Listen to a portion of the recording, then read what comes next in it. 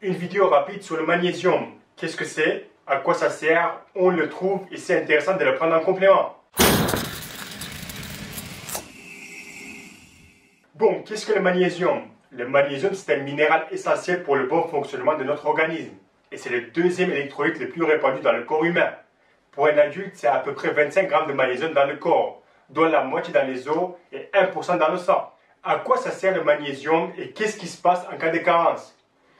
Le magnésium sert à beaucoup de choses, mais sans doute le rôle le plus important est la fonction en tant que régulateur des cellules dans des centaines de réactions chimiques dans tout le corps. Les ions magnésium régulent plus de 300 réactions biochimiques dans l'organisme grâce à leur rôle de cofacteur enzymatique. Ils jouent également un rôle essentiel dans les réactions qui génèrent et utilisent l'ATP, contraction des fibres musculaires, synthèse des protéines, reproduction cellulaire, transport de substances à travers des barrières cellulaires.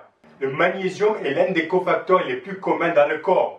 Sa présence est cruciale pour le glucose et la dégradation des graisses, la production des protéines, d'enzymes et d'antioxydants, la création d'ADN et d'ARN, la régulation de la production de cholestérol. Sans du magnésium, on ne peut pas produire d'énergie. Nos muscles seraient en état de contraction permanente et nous ne pourrons pas ajuster les niveaux de cholestérol produits et libérés dans la circulation sanguine. Le magnésium est aussi un facteur important dans la relaxation musculaire et la santé cardiaque, la formation des os et les dents, aide à moduler la sensibilité à l'insuline et il aide à maintenir la santé structurelle des membranes cellulaires dans tout le corps. Qu'est-ce qui se passe si on n'a pas assez de magnésium dans notre alimentation? La faible consommation de magnésium a été liée à des facteurs de risque pour l'ostéoporose, l'hypertension, problèmes de santé cardiaque, le diabète, l'asthme.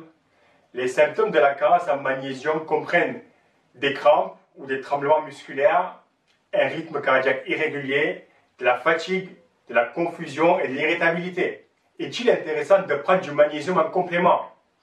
Déjà, un adulte homme a besoin entre 400 à 420 mg de magnésium et 300 à 320 pour une femme. Un peu plus, c'est d'une femme enceinte. Si tu as une alimentation équilibrée, ce n'est pas très difficile d'arriver à ces chiffres. Mais tout le monde n'a pas une alimentation équilibrée. Et les carences en magnésium sont fréquentes.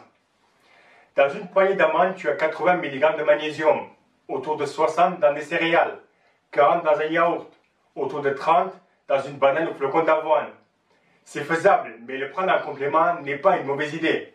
En général, dans un cachet de magnésium, vous avez 200 mg de magnésium. Et c'est tout ce que je vous conseille de prendre, pas besoin de plus. Car si avec ton alimentation, tu n'es pas capable de prendre le reste, il faudra d'abord changer ton alimentation. Et je vous mets en bas dans la description un lien vers Prozis pour 240 mg par cachet pour 2 mois 7 €.